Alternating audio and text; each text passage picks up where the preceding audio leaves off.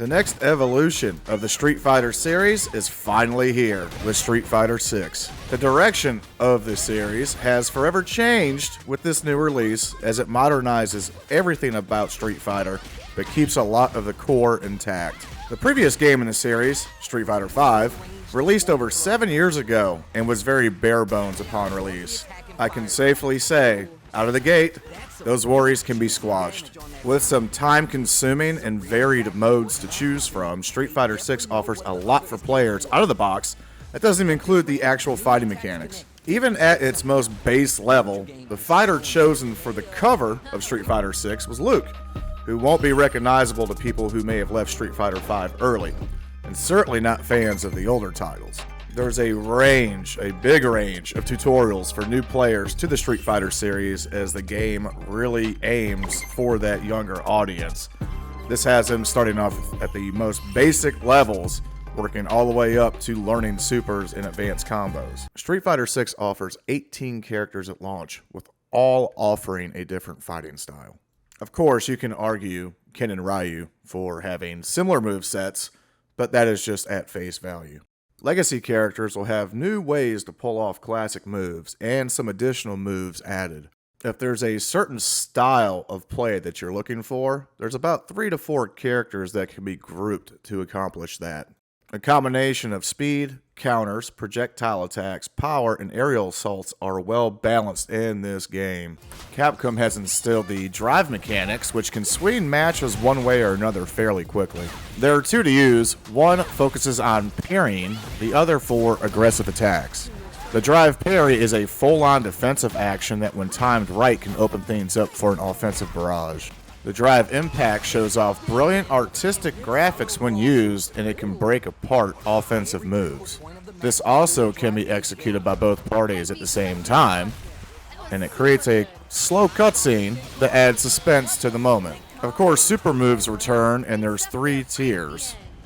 These, coupled with the 2 drive mechanics, add just enough to modernize the fighting mechanics in the game, and are great implementation without being overcomplicated. Another big way Capcom has modernized Street Fighter 6 are with 2 new control schemes. The classic setup is still available and is still recommended for veterans of the series. Modern and dynamic controls are geared to combine light, medium, and heavy attacks with the option to pull off a special move that's mapped to a button. Dynamic is more specifically geared towards pulling off flashy moves. Where Street Fighter V launched with basically just an arcade and versus mode, Capcom has rectified this and destroyed all fear. Fighting Ground is the traditional area where players can do arcade mode and play through the story of each character. The choice of competing in 5 or 12 matches with increasing difficulty options, but the game doesn't seem to have one main boss. The story is also told through hand-drawn scenes to tell the narrative of each character, and it closes with a main rival for that specific fight. Upon completion of each story for each character, players are rewarded with tons and tons of beautiful artwork from different artists from over the years. Also available in Fighting Grounds is the ability to once again turn on ongoing online invites for casual and ranked matches. You also find training, the local versus, a team mode where you pick multiple characters, and a new extreme battle mode that throws in different rules and gimmicks for a change of pace in each match. A few bonus stages also return to the game, and they are a bit different, although this one is, again, beating up a car. Coach, how was any of that? Gonna help him handle this!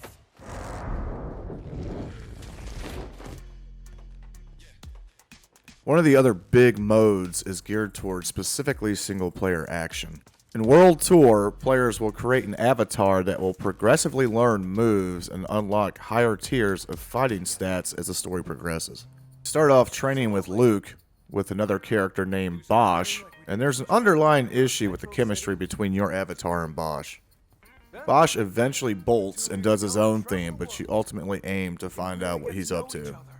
Your avatar also doesn't have much to say in World Tour, and a lot of the character dialogue is text-based with a few voiceovers from the main characters and some side characters. World Tour is based in Metro City as they explore and complete main and side quests. There's also a ton of nods and cameos to Final Fight characters. The streets are full of game members from different factions and a bit absurd at times, and much like an RPG, encounters will happen with varying levels of opponents. The mode gets tedious early on. Game members will run you down that are lower levels and force an encounter that doesn't actually help you in the long run. The goal in World Tour is to get your avatar to follow under the teachings of all the fighters in the game. This also means utilizing a skill tree to improve attributes and ultimately groom the perfect fighter, which can be taken to the battle hub. You can focus on special moves from specific fighting styles and offer any custom setup the more they're unlocked. The only caveat is selecting a fighter forces their stance and animation specifically for the avatar. You can also increase acclaim with that specific fighter the more their teachings are used. Players level up in World Tour by getting encounters with random people as well besides game members. Most anybody in Metro City is willing to fight, and there are varying levels for each opponent. Players will need to keep an eye on their energy meter as it does not regenerate automatically, so they'll need food and other consumption items to bring this back up. Apparel items can also be purchased at shops in Metro City or are unlocked during gameplay. These have higher levels and different fields of attributes that can be added to your already stats. The customization options for your avatar are actually pretty deep in terms of looks. Besides a few nagging design issues, World Tour is orchestrated fairly well in terms of an RPG. The Battle Hub is where you will go to get beat down by online opponents. This is different than the matchmaking in Fighting Ground, as the Battle Hub is a dedicated online fighting area with some extras. This is also where the avatars can do battle, or you can choose from one of the 18 fighters in the game. Your avatar navigates the arena as it feels much like an MMORPG hub, as it has live text chat where people can ask questions or gear up for a battle. Players can also spectate matches if they desire. Capcom could have just went with either Fighting Grounds or the Battle Hub as a standalone, but I'm glad that they included both options. The only real issue I have is with the design of choosing your character, as you'll have to dig through menus and also change the control type for each one. This sounds good on paper as it's more profile locked almost, since you'll be leveling up these characters. But just know there's no character select screen like there is in Fighting Grounds prior to the match starting, and it's kind of a hassle. Honestly, my favorite portion of the Battle Hub is in the back is an arcade that's tucked away that allows for multiplayer games. These games will change ever so often, but right now they've got Final Fight, Street Fighter 2, and Puzzle Fighter. And this is really cool to have, and it works really well. I can fully see Battle Hub being a go-to mode, specifically where people won't touch World Tour or anything else. They'll fully invest into this mode. What this means is if you're a casual player and try to come in here, it could very much be a problem. Now, the actual online matches went fairly smoothly. Now, granted, this is prior to release, but they've had plenty of betas to try and get this stuff sorted out. I didn't have any issues with the rank matches and Fighting Grounds, but there was an occasional issue with some hiccups or some lag. But for about 95% of the matches I played online, control input was quick and responsive, and matching up and loading into the matches was fairly quick as well. Having a dedicated online option that feels much like an old arcade in real time, but obviously virtual, great design decision for Capcom with Street Fighter 6. And the arcade games are just the cherry on top. Another way Capcom has helped modernize this is to go for that big fight feel. Capcom included commentators from esports events, including... Now, the chemistry actually works out pretty decent between them and the background, but there is a lot of repeat dialogue. And there's only 2 places that you can turn this on or off, but it carries over to all the other modes as well. There's English and Japanese translators, and it fares like a good option to try out to see if it fits what you're looking for. This definitely appeals to the younger crowd because most of those people watch esport events. Also on the audio side, and a bit disappointing, is the soundtrack really doesn't have those great songs that you're accustomed to hearing from Street Fighter games. The Fighting Ground hub screen, that music's pretty good, and then Ken's music in the background is also solid, but everything else just kind of falls flat.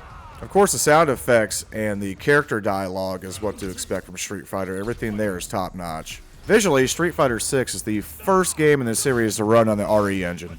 Simply put, the player models are beautiful. It blends the design of realism with art so well, and the amount of detail for player faces and bodies is uncanny. This can be seen on the matchup screen prior to a fight, with being able to choose different emotions tied to the D-pad while the fight loads. Street Fighter offers both the performance and resolution mode, with little difference between the two outside of helping with frame rates on World Tour. The game runs at 60 frames per second during fights and at 4K resolution, so it's completely perfect in terms of performance. Backgrounds on stages are lively, there's tons of color, the drive mechanic animations are gorgeous, and the supers will blow your mind. In closing, with 3 time-consuming modes that will keep players engaged while offering a variety of balanced fighting across the board with solid online options, this is as complete as Street Fighter could be in 2023. Beautiful player models combined with updated and new fighting mechanics and controls make the game not only accessible but also include the ability to master characters. Outside of a couple tedious and questionable design decisions and a soundtrack that lacks any memorable songs, Street Fighter 6 offers a complete experience for fans of the series while welcoming new fans to fighting games. Head over to hardcoregamer.com to read the full review and make sure to like and subscribe to our videos.